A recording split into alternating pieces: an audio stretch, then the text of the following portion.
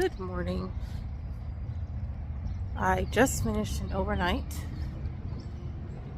shift, and so now I am taking a walk at the local park in the area. I love this area.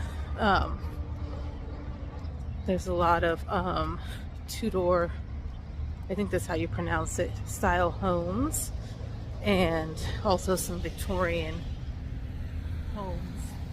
Many of them are remodeled, but a lot of them actually kept their same structure and just, restored the homes.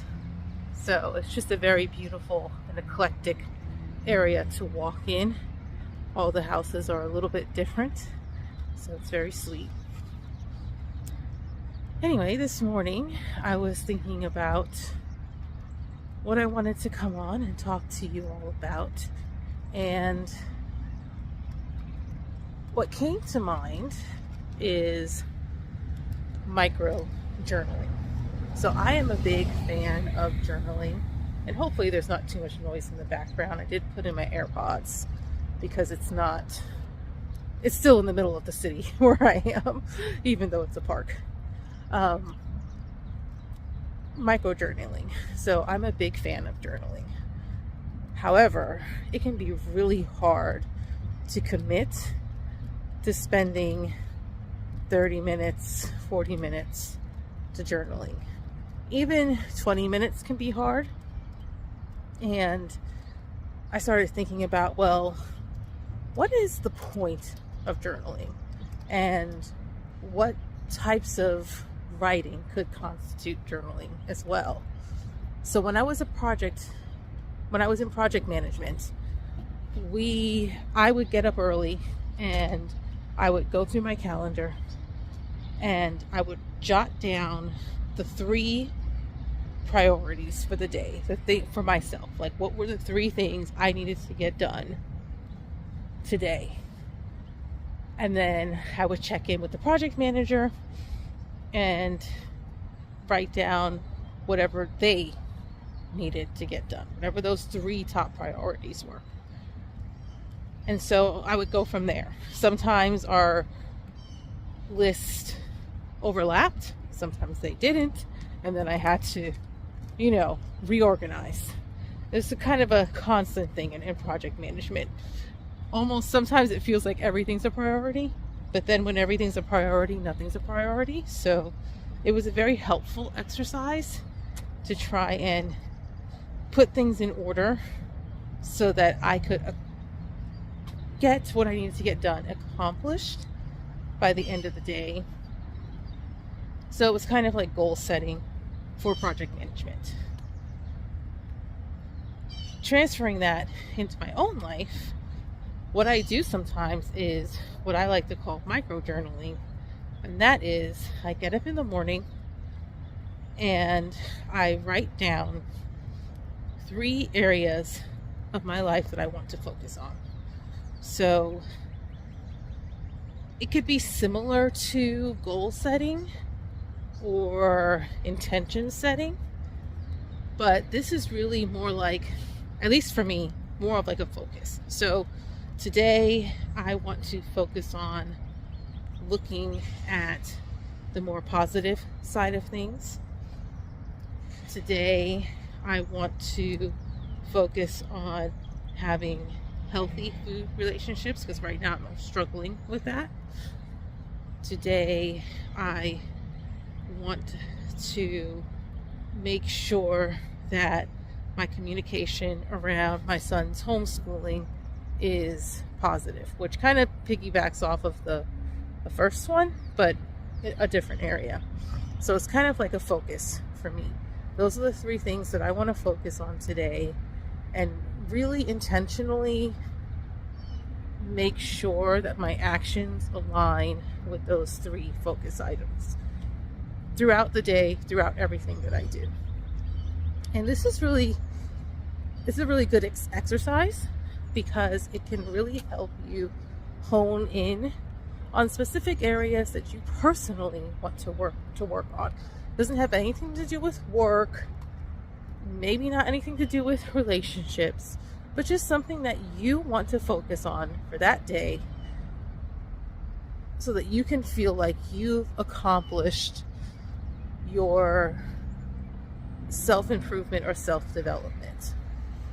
And that can be really important, self-development, because the more things that we can accomplish positively and feel good about it, the more confident we are, the better attuned to ourselves we are, and the more we feel that we can accomplish things in other areas of our life. So a focus could also be, I want to be more in tune with my body. I want to listen to my body more today. What are some ways I can do that?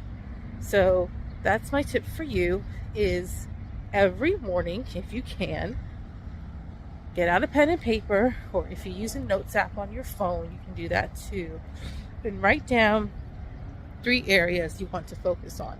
Now, it doesn't have to be 3 different areas every day. One of the areas could be the same, or 2 of the areas could be the same. I do recommend doing one of them different, just because it's also a good practice to do something different every day, which could be a topic of another video. But doing that really gears your mind, sets the tone for the day, so that you can move forward and your brain has a sense of, okay, these are the things that I'm looking for. And our brain has neural pathways. It will start making connections to bring those focus items to you. So I hope that was helpful, and I will turn this around so you can see this other side of the park now.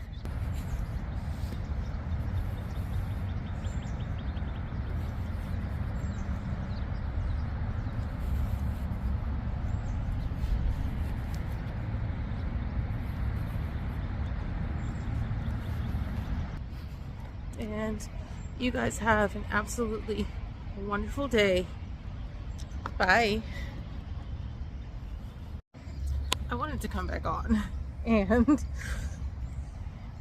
say 2 more things, which I thought about as I was walking, which is one of the reasons why I love walking.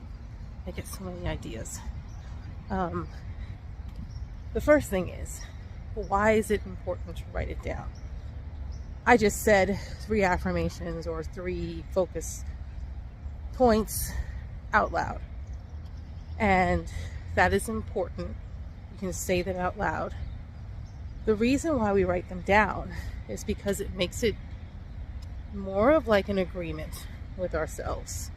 It's almost like you are writing a contract to yourself and agreeing to doing this thing. And it makes it more real. It kind of makes it official. And it's really respectful to your practice, because it's signaling to your brain that you're taking it seriously. The other thing I wanted to say is that, if you are a mom in any of the postpartum phases, this might be difficult. Even just writing down 3 things might be difficult. So some options are, I know that we do a lot of note taking. What time the baby ate, when did they last go to the bathroom, did they spit up, that type of stuff. So one way to do it is just to go ahead and write it down on that little note-taking pad or whatever you're using to keep track of baby's schedule. Another thing to do is you can do a voice to text in a notes app, or you can use the voice recorder and voice it out loud, record it, and that way you can play it back and listen to it later. So those are just a couple of ideas, and I will sign off once again. Have a wonderful day. Bye.